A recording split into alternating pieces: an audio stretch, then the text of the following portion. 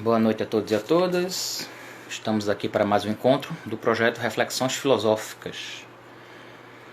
Hoje o professor convidado é o professor Andrei Venturini Martins e vamos falar sobre a questão de como inventamos o eu. Boa noite, Vera, sempre presente, não falta uma live. Vamos falar de uma questão aqui bem interessante. Meu querido irmão Daniel resolveu aparecer por aqui. Só esperar o professor entrar. Pronto, o professor entrou.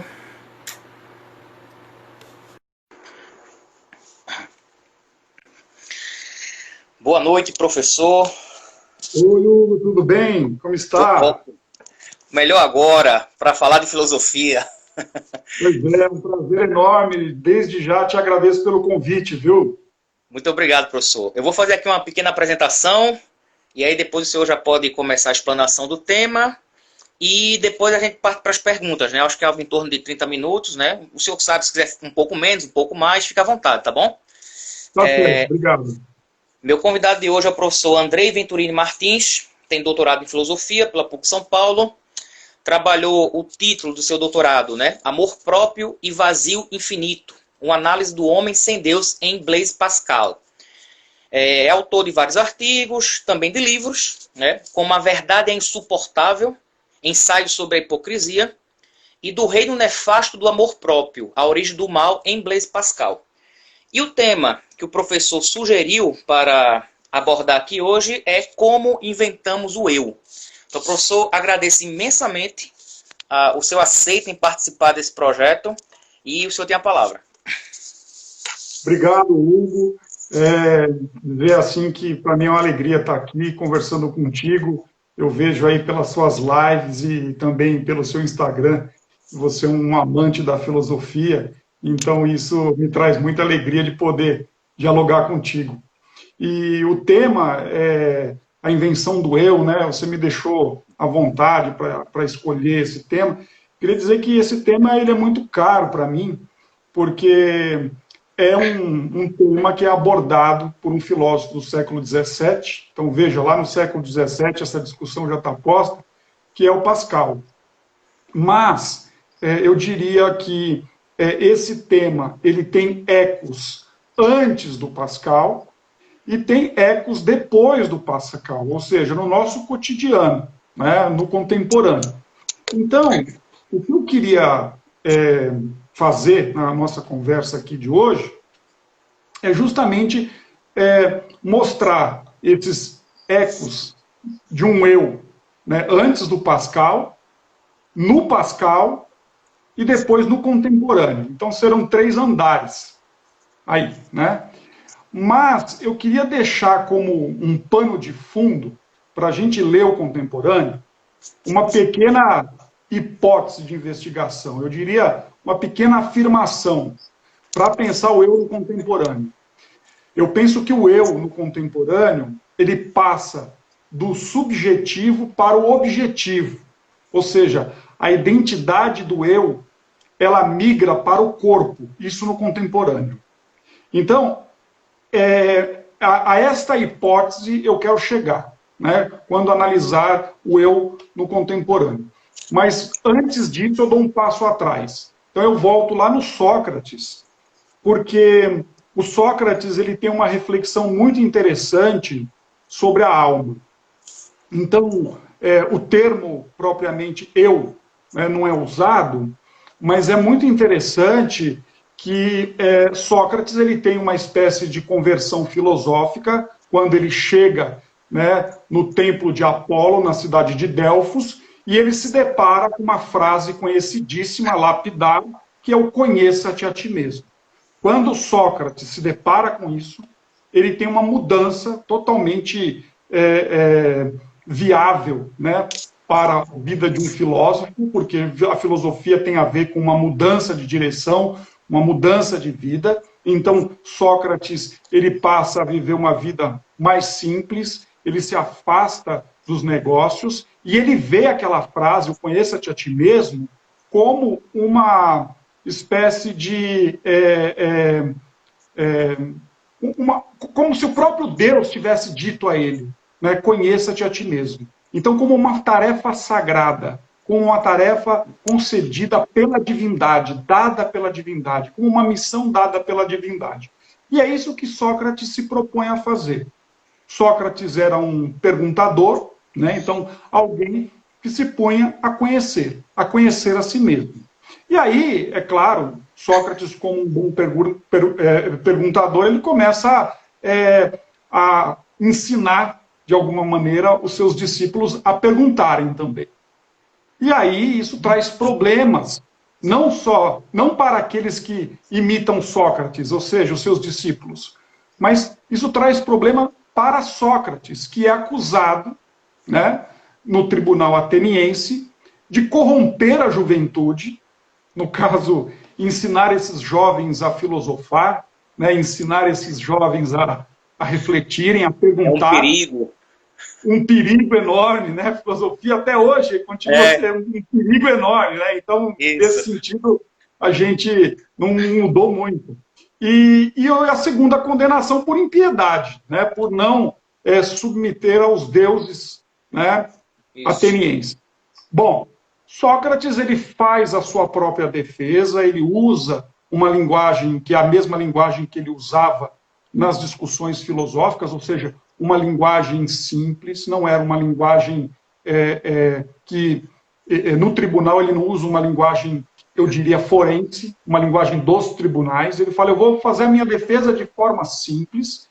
E é interessante que, nessa defesa, ele, inclusive, chega a dizer o seguinte, olha, se falar bem significa faltar com a verdade, então eu não sou um bom retórico. Ele está fazendo uma crítica aos sofistas. Mas, se falar bem significa falar a verdade, então eu sou um bom retórico. Então, da mesma maneira que um bom juiz é aquele que sabe discernir entre o verdadeiro e o falso, um bom retórico é aquele que fala a verdade. Então, quando ele fala isso para o tribunal ateniense, ele está querendo dizer o seguinte, olha, eu estou aqui para falar a verdade. E vocês, juízes, os 501 juízes que estão me julgando, estão aí, estou acreditando, né, para discernir aquilo que é verdadeiro e aquilo que é falso. Então eu não tenho preocupação nenhuma. Né? E aí ele começa a fazer a defesa dele, ele fala que vai ter um problema com o tempo, né, justamente porque o filósofo entende que não é o tempo que submete à verdade, mas o tempo está submetido à verdade. Então ele teria pouco tempo para fazer a defesa, ele diz que ele não sabe se de fato essa defesa vai ser adequada, e aí lá pelas tantas ele relata o porquê da sua fama de sábio. E aí ele destaca que um amigo dele, Querofonte, foi a Delfos e perguntou para a sacerdotisa, né, para Pítia, que era a sacerdotisa que cuida do templo, se haveria alguém mais sábio que Sócrates. E a sacerdotisa diz que não.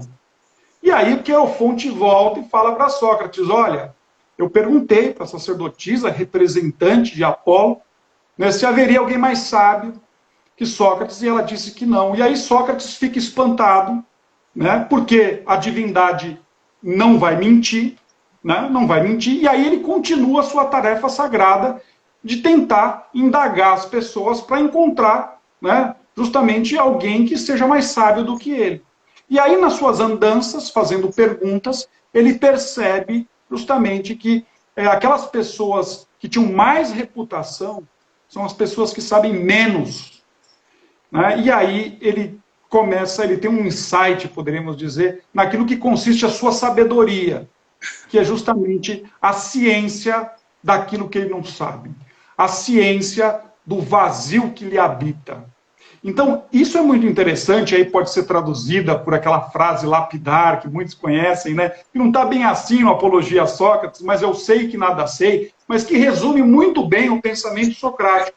Ou seja, Sócrates é um filósofo que, quando ele entra no processo filosófico, ele conduz a si mesmo e o outro a uma espécie de esvaziamento da alma. Eu queria chegar nisso, nessa palavra, a alma, porque é a partir daí que eu vou tentar entender um pouquinho essa ideia da invenção do eu. Só que antes de falar da alma, se você me permite, eu trouxe aqui essa ideia do esvaziamento da alma, né? E eu acho que isso é algo muito interessante para a gente pensar, inclusive as nossas aulas enquanto professores, né? Talvez uma boa aula é uma aula que o aluno saia com mais perguntas do que respostas dadas, né? Porque a filosofia, ela tem muito mais a ver com as questões que são colocadas e o meio e o modo pelo qual o filósofo responde essas questões do que as respostas propriamente ditas. E aí isso me faz lembrar um pensador brasileiro que eu tenho muito apreço, não só por ser brasileiro, mas por aquilo que ele escreveu, que é o Paulo Freire. Ele tem uma passagem muito interessante em uma das suas obras, que ele fala da diferença entre uma educação bancária e uma educação problematizadora. E quando eu leio isso no Paulo Freire, me faz lembrar muito Sócrates. E o próprio Paulo Freire fala que essa ideia presente na obra dele é uma ideia socrática. Por quê? Porque a educação bancária é aquela que deposita, né, as ideias na cabeça do aluno, é uma espécie de atulhamento da alma. E a educação que trabalha com perguntas, né, essa educação é uma educação que auxilia o aluno a entrar no processo cognitivo. Então, a gente pensa que um professor de matemática, uma coisa é o professor que dá a fórmula para o aluno aplicar. Outra coisa é o professor que faz com que o aluno entenda qual é a lógica da fórmula para que, a partir disso, ele possa aplicá-la.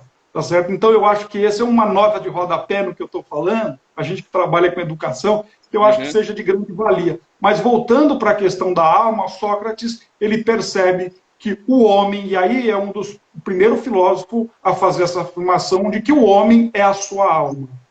Então, assim, se o homem é a sua alma, aquilo que torna o homem bom e belo, ou seja, aquilo que torna o homem excelente, é justamente, né, o aprimoramento da alma. É assim que o homem realiza a sua natureza. E qual é a natureza do homem? A natureza do homem é conhecer. Portanto, é o conhecimento que faz o homem bom e belo. E o conhecimento do quê? Conhecimento dos valores que podem orientar a vida, né? E que podem orientar as ações humanas. Então, nesse sentido, a filosofia ela é fundamental, porque ela serve como uma espécie de orientadora da nossa vida. Justamente porque esses valores que estão vinculados à alma auxilia o indivíduo a agir.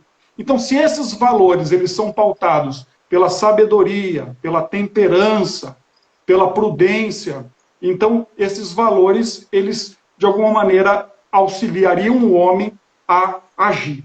Então, isso é muito interessante, porque o que o Sócrates está dizendo é que o homem é a sua alma. Então, o que nós temos que aprimorar é justamente aquilo que faz com que nós sejamos aquilo que somos, ou seja, a nossa alma. E como aprimoramos a nossa alma? Filosofando. E filosofando, o homem conhece valores. E esses valores auxiliam o indivíduo a agir de forma adequada. É por isso que o intelectualismo socrático ele é fundamental, no sentido de a filosofia conduz a um modo de vida adequado. E é nesse sentido que Sócrates leva uma vida boa e bela, uma vida excelente.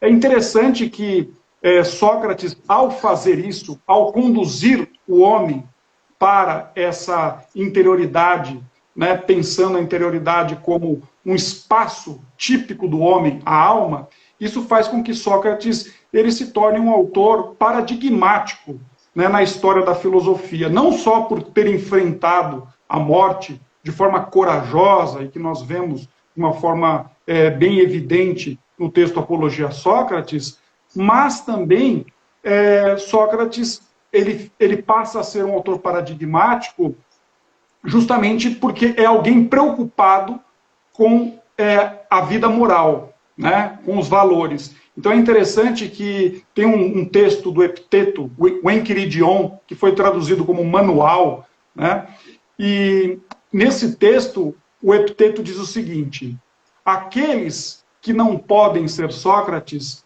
ao menos queiram ser Sócrates. ao menos tenham o desejo de ser Sócrates. Então, aí eu acho que é um primeiro ponto importante para a nossa conversa. A ideia de que o homem é a sua alma. Isso está presente em Sócrates.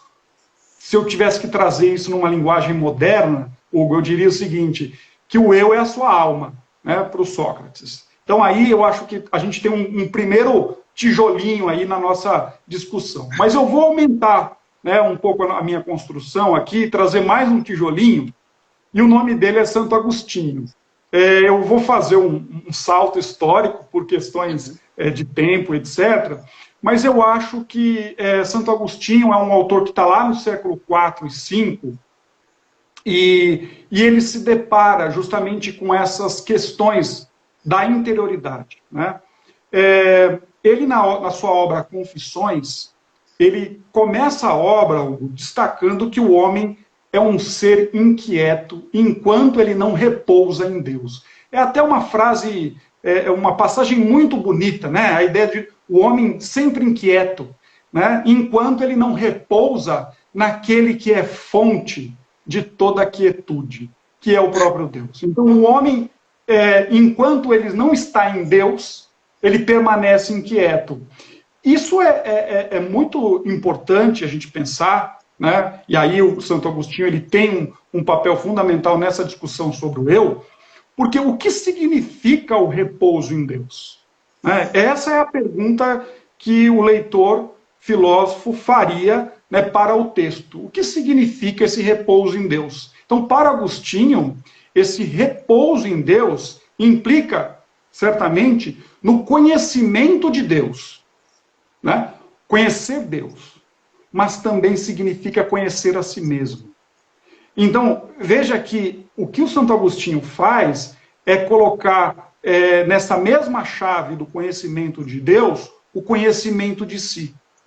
Então, o homem é alguém que ele está no mais íntimo de si mesmo. A resposta do que é o homem está no mais íntimo de si. E no mais íntimo de si, nós encontramos a Deus e encontramos a si mesmo. Agora, o que isso tem a ver com a filosofia, né? É interessante que Santo Agostinho associa Deus à sabedoria. Então, Deus é a fonte da sabedoria. Então, não há uma incompatibilidade entre a filosofia e o cristianismo. Não haveria uma incompatibilidade entre o processo filosófico e o processo de conversão cristã. Eu diria que a filosofia agostiniana é uma filosofia de intuição cristã. Por quê? Porque Santo Agostinho, ele vê a si mesmo e vê o cristianismo como uma espécie de continuidade daquela mensagem voltada à sabedoria que foi iniciada pelos gregos. Né? Então, diante disso, a filosofia de intuição religiosa de Santo Agostinho coloca o homem em um processo rumo ao conhecimento de si e, consequentemente, rumo ao conhecimento de Deus. Agora, há de se perguntar, né, por que o homem se distancia de si? Por que o homem está tão longe de si? E aí ele está no processo do conhecimento de si, que é o processo inquieto que faz com que o indivíduo se volte a Deus. A resposta que Agostinho dá está na obra Confissões, que é a ideia do pecado original. Né? Então, o homem, antes do pecado original, ele estava diante de Deus. Ele via Deus face a face. Né? Então, ele estava próximo de si e próximo de Deus. Mas com o pecado, o homem se torna distante de Deus e distante de si. É muito interessante ler de forma filosófica, né, a narrativa do Gênesis, porque Adão e Eva, quando eles pecam, eles fogem, né, fogem para o meio da floresta. E aí, quando eles se voltam para Deus, né, Deus pergunta, e aí, o que aconteceu? Eles estão com folhas, eles estão com o corpo tampado. E aí é interessante, quando eu leio isso, eu não estou nem pensando aqui em algum magistério de alguma igreja, ou como uma determinada religião lê isso, mas quando eu leio isso, eu fico pensando nessa ideia de que uma visão minuciosa, uma visão criteriosa do nosso corpo conduz a um certo desespero, justamente porque a gente tem a percepção de que o corpo ele está se desmanchando. Então, essa visão é uma visão angustiante. Eu acho que foi essa mesma visão que Adão teve. A percepção de que após o pecado, ele poderia morrer. Após o pecado, ele tinha uma percepção da sua própria fragilidade, né? E aí a sua dependência de Deus. Então, o pecado, em Santo Agostinho, marca uma espécie de distanciamento de Deus e distanciamento de si. Mas no Santo Agostinho, o papel do Cristo é fundamental. Porque se o pecado distanciou o homem de Deus, o próprio Cristo é aquele que aproxima o homem de Deus. Ou melhor, aproxima Deus do homem.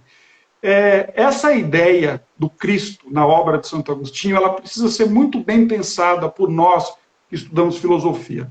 Sabe que eu lendo alguns textos da época, século IV, século V, o próprio Cristo, ele é apresentado nos sarcófagos da época, nos sarcófagos, né, daquela época, século IV e V, como um mestre, como um filósofo ensinando. Então Jesus Cristo era visto como um filósofo, aquele que aponta a sabedoria, né? Então era assim que Agostinho via Jesus Cristo, mas não só como um filósofo.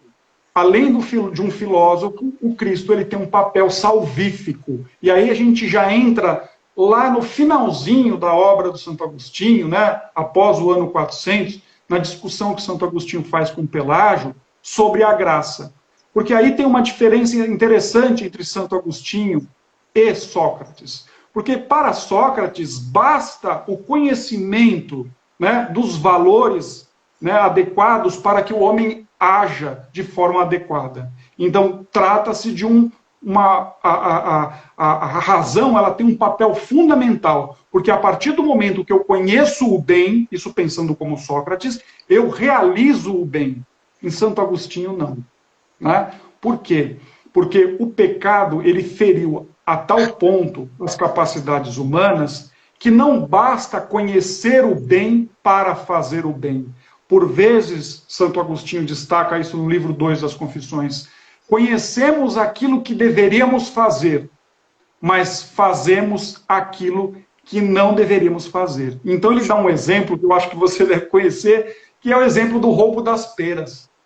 Né? Ele diz o seguinte, olha, eu estava lá na minha casa, depois conversando com os meus amigos, e aí na minha casa tinham peras muito boas, mas eu quis roubar as peras do vizinho, porque as peras do vizinho eram peras que não eram nem peras melhores das que eu tinha na minha casa, né? Mas, mesmo assim, e sabendo que era errado, eu fui até lá e roubei aquelas peras. E aí ele começa a fazer uma investigação. Por que eu fiz isso quando eu tinha meus 15, 16 anos? Ele fala, porque fazer o mal causa uma espécie de deleite. Né? Ou seja, a vontade, ela se deleita com o mal. Então, o que o Santo Agostinho está dizendo é que, por vezes, não basta conhecer aquilo que eu devo fazer, porque a vontade nos arrasta. Então, eu diria que se o Sócrates é o grande pensador paradigmático, eu diria, né, do Logos, de modo que a vontade acompanha o Logos, Santo Agostinho é o pensador da vontade, de modo que a vontade, por vezes, arrasta a racionalidade.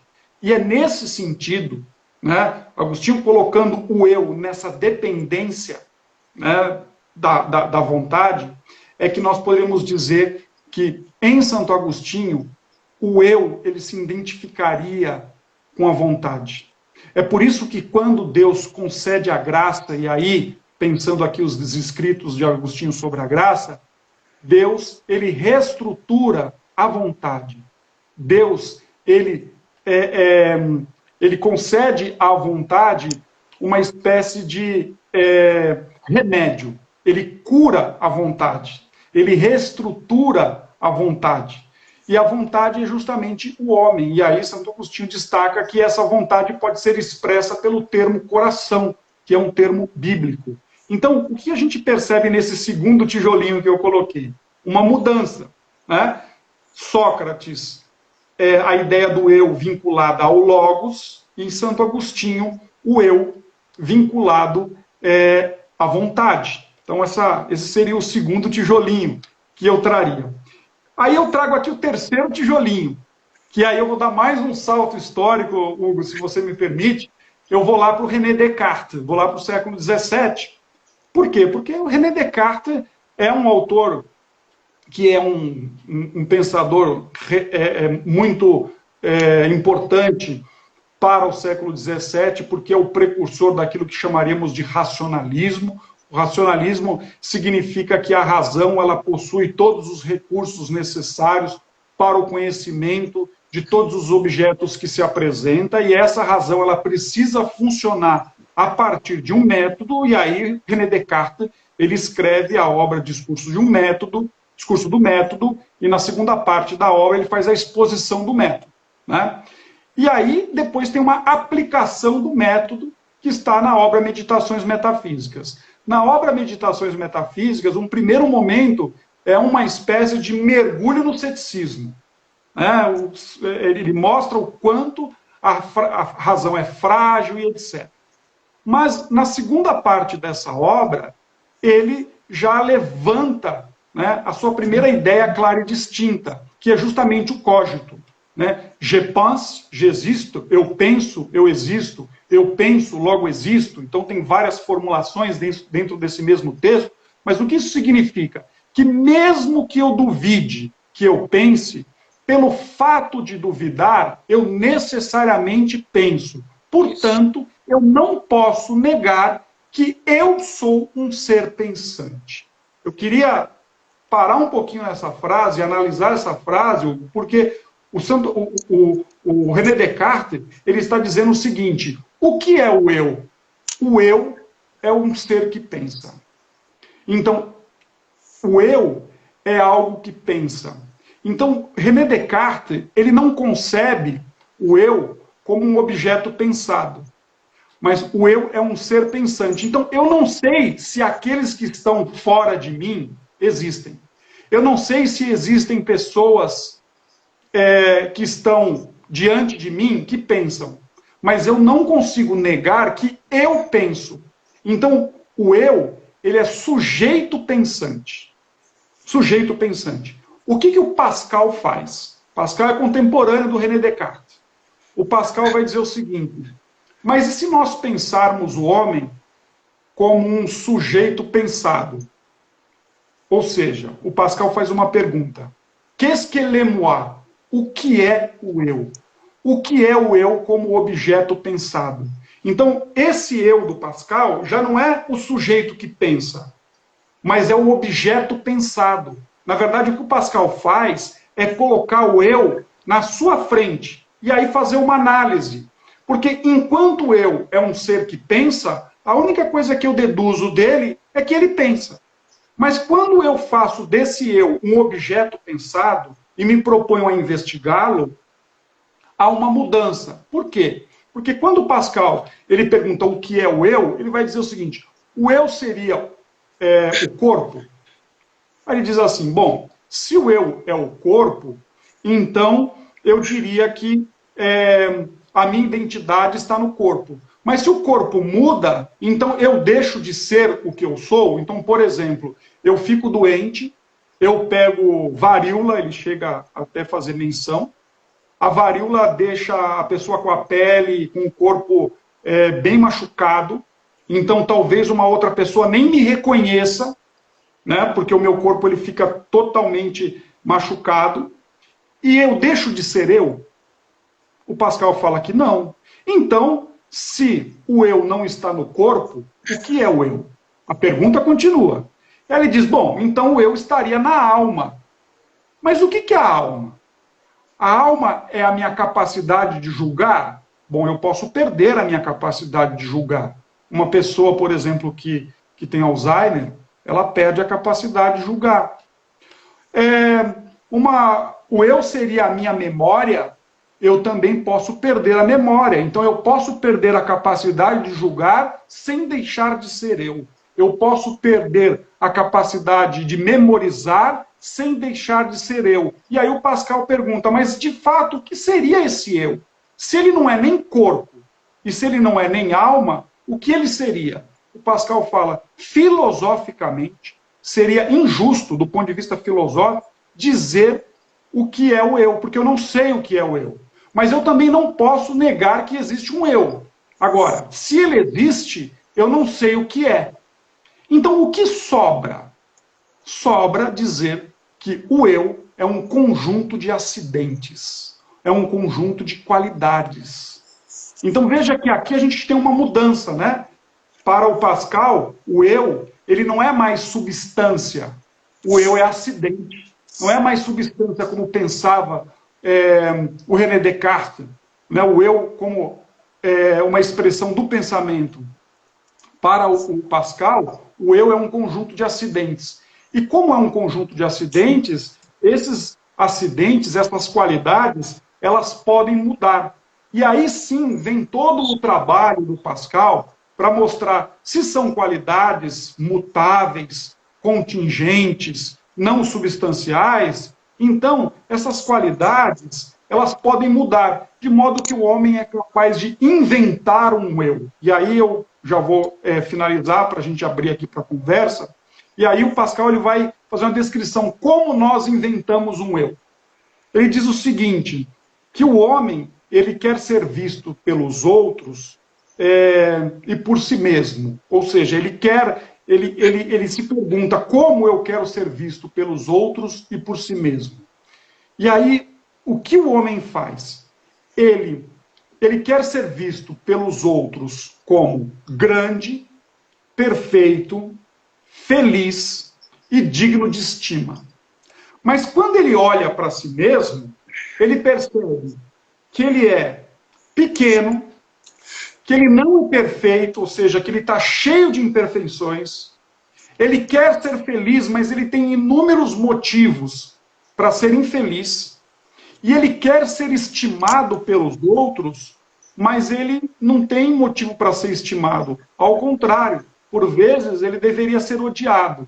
Então o que o Pascal destaca? Ele destaca que tem um primeiro movimento que o homem faz, que é esconder dos outros as suas qualidades indesejáveis. Então o que o homem apresenta para os outros? Ele se apresenta como grande, perfeito, feliz e digno de estima. Então ele constrói esse eu, grande, perfeito e digno de estima.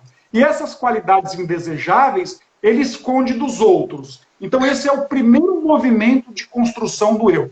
Mas existe um segundo movimento, que é a construção do eu para si. Veja que o primeiro movimento foi uma construção do eu para os outros. E aí um segundo movimento, que é a construção do eu para si. E o que o homem faz? Ele esconde de si essas qualidades indesejáveis. E aí o homem inventa um ser para si. É interessante que o Pascal fala que o homem ele forja uma espécie de ilusão voluntária. Então ele mente para os outros e mente para si mesmo, justamente para ser estimado. É interessante que lá pelas tantas o Pascal fala do amigo, né? Ele falou, o que seria o amigo? O amigo é aquele que fala a verdade. E quando o amigo fala a verdade acerca de nossa condição, o que acontece? A gente acaba odiando essa pessoa que fala a verdade. Porque essa pessoa fala aquilo que nós trabalhamos de forma exaustiva para esconder. Então o amigo é aquele que levanta a máscara. Então esse deveria ser amado. Então nós passamos a odiar aquele que fala a verdade. E aí o Pascal fala, que coisa estranha. Nós não queremos que ninguém minta para nós. Mas quando alguém fala a verdade, nós passamos a odiá-la. É a mesma coisa. Se tem alguém que resolve falar a verdade para o outro, vai ter problema. Nesse sentido que eu escrevo o meu livro, né? A verdade é insuportável. Né? A verdade é insuportável justamente porque quando alguém se propõe a falar né, a verdade para o outro, muito provavelmente essa pessoa ela vai ter problemas. Né? Então, veja, é assim que Pascal fala de uma construção do eu. Agora, o meu quarto e último tijolinho é a gente pensar o contemporâneo, e aí eu já abro para a nossa conversa, para a nossa discussão, e lembrar daquela hipótese inicial, que eu dizia que parece que o eu, ele muda da subjetividade para a objetividade, ou seja, da alma para o corpo. E eu acho que o contemporâneo, ele é marcado por isso. Né? Por quê? Porque é o corpo que identifica o indivíduo. Então, eu vou dar alguns exemplos práticos. Há de se pensar por que hoje há uma quantidade enorme de pessoas com tatuagem. Essa é uma pergunta a ser feita. Né? Há 20 anos atrás, eu lembro que eram pouquíssimas pessoas com tatuagem. Hoje, por exemplo, é quase impossível você encontrar um jogador de futebol sem tatuagem. Não, sim, a tatuagem... Veja, eu não estou fazendo uma análise individual, mas o quanto a tatuagem ela funciona como uma espécie de fator identitário. Né? Um fator identitário. Como o corpo ele passa a ser algo que marca a identidade do eu. Eu traria outras coisas aqui, piercings, por exemplo, alargadores de orelha, roupas de marca específica. Então, aí a gente vê um primeiro momento de identidade pautado pelo corpo. Né? Mas eu diria que há uma ampliação ainda maior dessa construção do eu a partir das mídias sociais. Por quê? Porque as mídias sociais, as redes sociais, elas se tornaram uma espécie de caixa de ferramenta para a construção do eu. Então, o indivíduo ele passa a inventar uma imagem de si nas redes sociais. E como os outros têm acesso a essa pessoa, a esse eu, por meio, meio né, das redes sociais, então eu diria, para terminar, que as redes sociais passam a ser o campo privilegiado da construção do eu. Agradeço, muito obrigado a oportunidade de fazer essa explanação, viu, Hugo? Muito obrigado. Eu que agradeço, professor, por esse percurso da construção do eu, né, bem didático, cronológico, né? E uma das coisas interessantes que o senhor fala é da nossa função enquanto professor, né? E eu sempre falo isso em sala de aula, né? A ideia de que a gente tem que tirar o aluno da sua zona de conforto, né? Falar aquilo que Platão e Aristóteles já dizia lá atrás, né? Causar o espanto, a admiração, né? Fazer com que ele olhe e diga assim, eu nunca tinha pensado nisso. E como o senhor disse, né? A gente não vai dar resposta nenhuma, vai ser só mais dúvidas. E se ele sair da sala com mais dúvidas, é porque a gente fez o nosso papel, né? É interessante que tem um livro do Platão, que é o Laques, né? O livro começa com eu às vezes passo esse livro para leitura. O livro começa, Hugo, com uma pergunta. E ele termina com 6. E é um livro curtíssimo. Aí o aluno fala, professor, mas ele não dá a resposta. Eu falei, justamente, não dá a resposta para que você continue pensando. Isso. Então, veja, ler o Platão significa fecundar o pensamento. Esses filósofos, eles tinham essa atividade de fecundar o logos. E é o que você está falando. O nosso trabalho como professor é justamente trazer, né, essa atividade de fecundar o logos. Eu diria que lecionar é uma atividade que nos leva a pensar como fecundar o logos dos nossos alunos. Uhum. E vamos continuar nessa batalha, né? Sempre. Pois é. Professor, aí o senhor fez um percurso aqui muito didático, né? O senhor foi lá em Sócrates, a questão da expressão, né, do templo de Apolo, conhece-te a ti mesmo, que muita gente à época interpretava como algo externo e que Sócrates faz essa interiorização, né? Muitas vezes era interpretado como atenta-te a quem está ao teu lado. Só que aí Sócrates fala desse olhar para dentro de si, né? E aí depois você passa lá pelas Confissões de Santo Agostinho, que é uma obra estupenda, belíssima, e que cria-se até um método, né? O método das confissões também, né? Que não se encerra na obra, né? Ela perdura. E aí vai falar do Descartes, né? A observação que o senhor faz muito pertinente, né? Que ele se usa do ceticismo para depois superá-lo, né? E aí, chegamos em Pascal, né, que era onde eu queria fazer as perguntas, né? Pascal, na obra dele, Pensamentos, ele utiliza a expressão eu 156 vezes. Sim. Isso é um indicativo de algo no sentido... E aí, claro, para a gente desmistificar, para não ficar com interpretações sem fundamentação, sem embasamento, né? E aí vou aproveitar um especialista em Pascal para fazer essa pergunta, obviamente, né? Meu trabalho foi em Nietzsche, né? Eu estudo mais Nietzsche, mas aí eu tenho interesse... E para mim essas lives são... Para mim é um curso de pós-graduação, porque eu sempre estou aprendendo muito, né? Estou tendo aulas também. E para lembrar o pessoal que todas essas lives ficam salvas no Instagram e no meu canal do YouTube. Então, quem não viu, depois pode assistir, vai ficar lá até quando permitirem, né? A gente não sabe como é que vai ser depois. Então, assim, esse eu, que ele frisa o tempo todo, tem alguma coisa de egóico, de uma análise do eu no sentido egoísta, ou individualista, que são coisas diferentes, ou não? Nenhuma das duas. Então, primeiro, o Pascal ele usa o termo eu, né, porque a gente, por exemplo, essa pergunta, quando a gente traz, eu vou trazer duas frases no francês, nas duas nós traduzimos como eu, mas no francês o termo é distinto. Então, por exemplo, o cogito, ele está je pense, j'existe. Então, eu penso, eu existo. Então, ele usa o pronome pessoal do caso reto, eu. O Pascal, quando ele faz a pergunta qu'est-ce que le moi, o que é o eu, ele usa o pronome pessoal do caso oblíquo, ou seja, ele usa moi. Então, tem uma diferença entre o eu cartesiano, que é o eu que pensa, e o moi enquanto objeto pensado, né? Então, essa é uma primeira diferença e que a sua pergunta ela é muito boa e me permite esclarecer, né, essa primeira diferença. Agora, em relação a esse eu, né, o Pascal ele chega a dizer que o processo de conversão significa o ódio do eu, o ódio do moi, odiar o eu. Por quê? Porque esse eu é um eu miserável. Esse eu é um eu egóico, como você muito bem colocou. Por quê? Porque o homem deixa de ser um ser para Deus e torna-se um ser para si.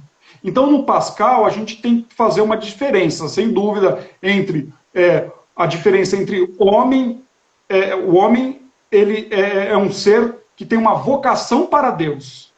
Porém, o homem, depois do pecado, é um ser que está tomado pelo mal, é um ser miserável, é um ser egoísta. Eu chego a dizer que, para o Pascal, existe uma carta que o Pascal escreve sobre a morte do pai dele, e ele faz uma reflexão sobre o pecado original, e o Pascal destaca que o primeiro pecado é o amor próprio, é o amor por si mesmo, né? Então, esse eu, ele é egóico, é um eu para si, não é um eu para Deus, né? Então, aí a gente tem uma diferença entre aquilo que a gente poderia dizer o homem antes da queda e o homem depois da queda. Eu não estou me preocupando com o antes da queda, porque não dá para saber o que aconteceu lá do ponto de vista filosófico. Mas depois da queda, o que o Pascal percebe é que o homem é um ser que ama a si mesmo, é um moi que ama a si mesmo. Então, se o homem é um ser que ama a si mesmo, então como elaborar o processo de conversão? A conversão seria o ódio de si. Então ele vai ser muito criticado. Sabe por quê, Hugo?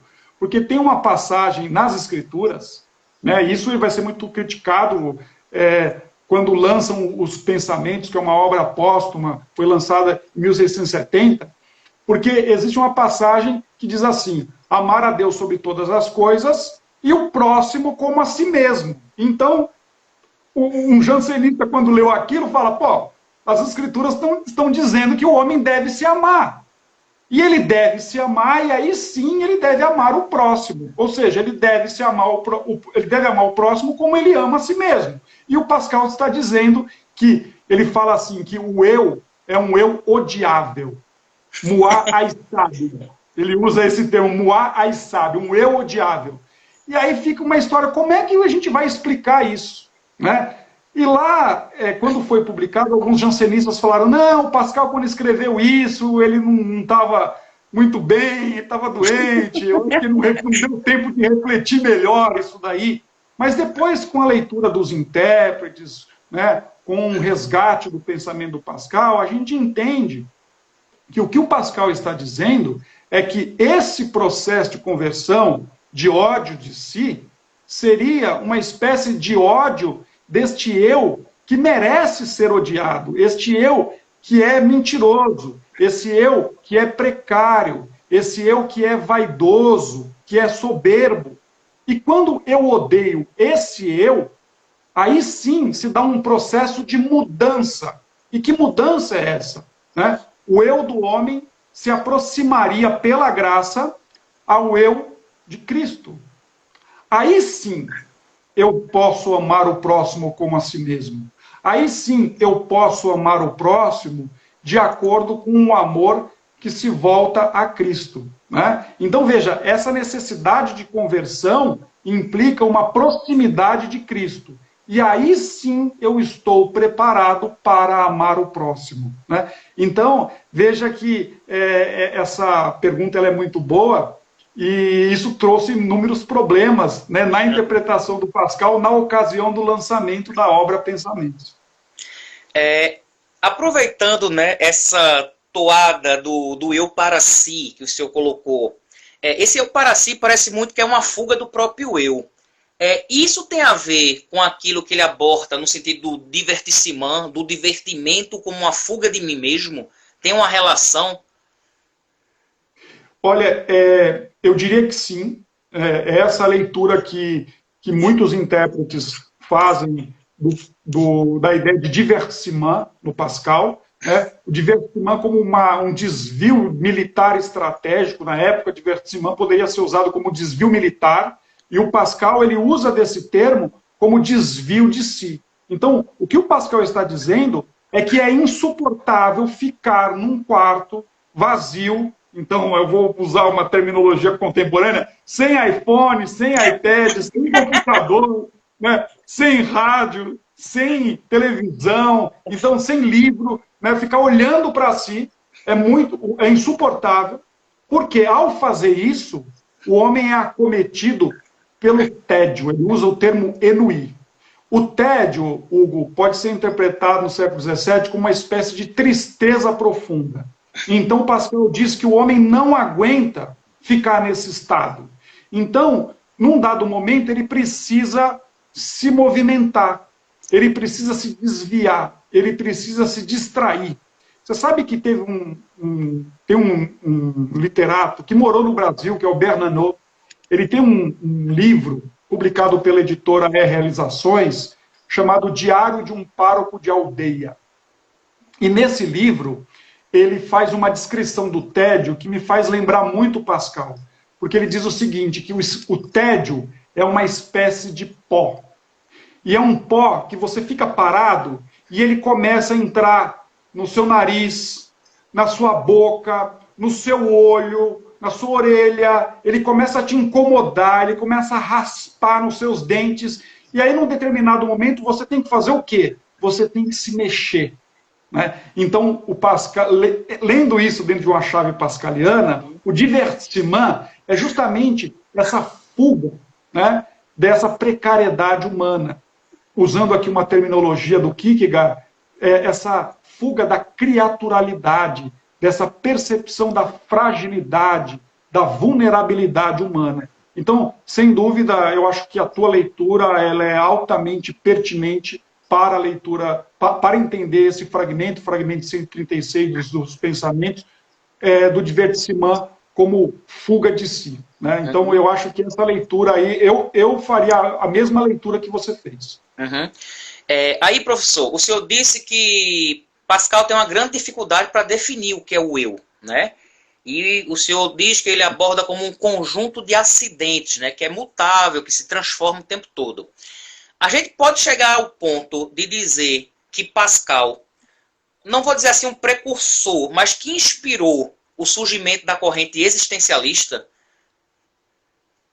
Bom, eu diria que se nós pensarmos o existencialismo lato sensu como uma reflexão sobre a condição humana, né, eu acho que Pascal seria um dos pais dessa reflexão, mas eu voltaria ainda em Santo Agostinho e voltaria um pouco mais no Sócrates, tá certo? Mas eu diria que o Pascal, usando aí da terminologia mais moderna, ele ofereceria recursos para uma análise mais profunda da condição humana. Então, por um lado, eu diria que sim. Mas, por outro lado, Hugo, eu diria que não. Por quê? Porque o existencialismo, que ganha, né, um corpo muito grande com a obra de Sartre, ele vai trabalhar com essências.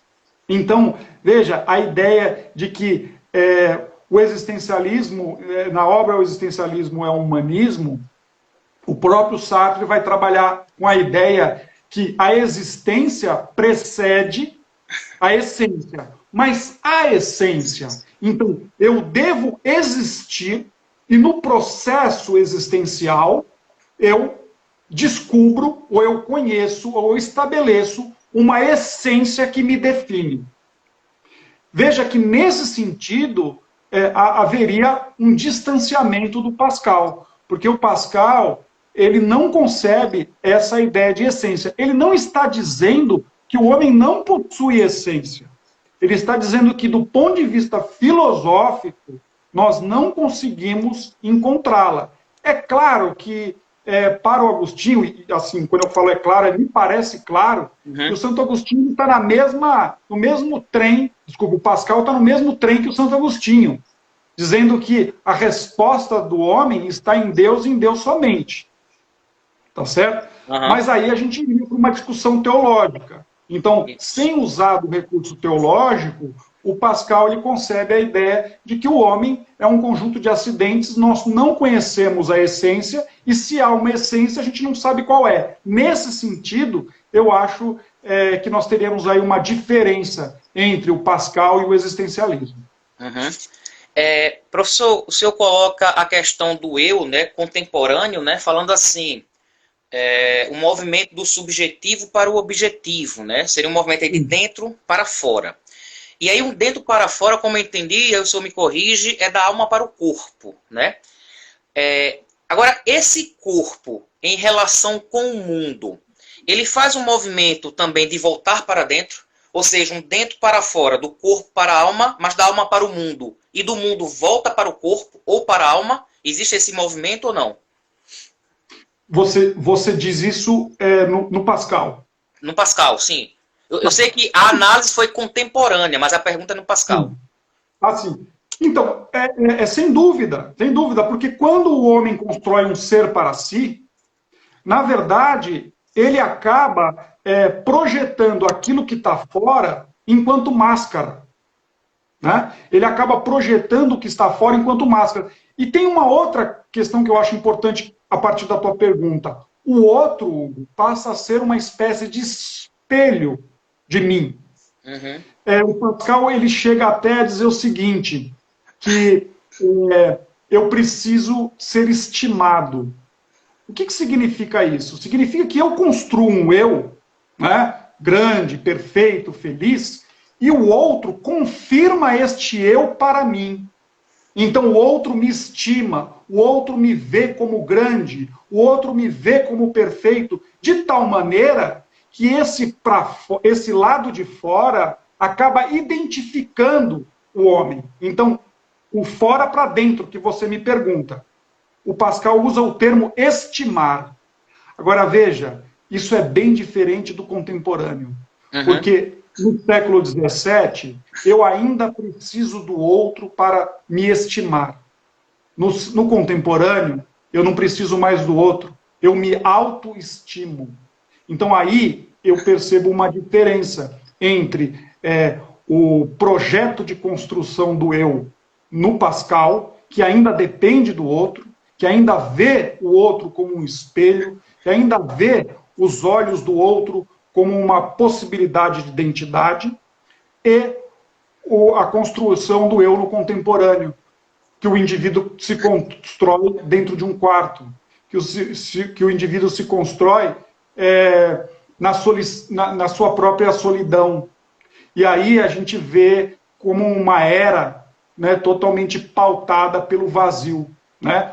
Ou seja, o outro deixou de ser um espaço de encontro, nem que seja o encontro de mim mesmo, nem que seja o espelho de mim mesmo, né? O homem torna-se um ser para si. Por isso que eu acho que, se nós tivéssemos que fazer uma análise mais profunda, e aí do contemporâneo, e aí trazer aí um título, um emblema, eu diria que nós viveríamos na era do narcisismo. Uhum. Né? Parece que somos filhos de Narciso, somos filhos de Adão mesmo. Nos amamos profundamente na solidão do nosso escritório. Uma última pergunta, professor. E assim, só para lembrar, né, que o senhor já fez algumas lives também, que de repente o Instagram avisa 30 segundos. Quer dizer, ele nem dá o espaço de 3 minutos antes para a gente se despedir, não. Ele avisa 30 segundos. Eu acredito aqui pelo meu relógio que a gente tem 4 minutinhos. E aí, o Pascal mandou uma pergunta. Apostar ou não na existência de Deus? Nossa, essa pergunta é muito boa. Essa pergunta é muito boa. Agora, essa pergunta é interessante que no fragmento que o Pascal fala da aposta, né? Ele está discutindo com um libertino, que é um indivíduo que não se submete a nenhum credo religioso. Uhum. E ele convence o indivíduo que é muito mais vantajoso apostar na existência de Deus do que não apostar. Porque se você apostar na existência de Deus e Deus existe, pode ser que você troque uma vida finita por uma vida infinita. Aí, o libertino, que é um sujeito que está preocupado em obter vantagem, ele fala, eu quero apostar em Deus. E aí o Pascal fala, mas não adianta você querer apostar, porque a fé depende de Deus. Deus precisa te dar a graça. Então, o que o Pascal faz? Ele descentraliza o homem. Ele coloca o homem na periferia e Deus no centro. É por isso que a obra Pansé é entendida como uma apologia à religião cristã, mas é uma apologia filosófica, né? Justamente por causa de fragmentos como esse, do Pascal. E Pascal destaca que o homem precisa apostar. Né? Mas apostar em Deus não significa que você necessariamente terá salvação, mas significa que talvez você dependa da graça. Então Pascal fala, olha, o indivíduo pergunta, mas então o que eu faço? O Pascal fala, olha, vai na igreja, manda o padre jogar uma água benta, comece na missa. Quem sabe Deus tem misericórdia de você e te dá a graça. Né? Então, veja, a salvação depende de Deus, a redenção depende de Deus e não só do homem. Tem uma pergunta, professor, que eu tenho certeza que o senhor vai responder na sexta-feira à tarde, às 3 horas, que é se precisamos do ceticismo na política, né? Que é o curso que o senhor vai dar sexta-feira, né? E eu já me inscrevi, vou assistir, claro. Seja bem-vindo.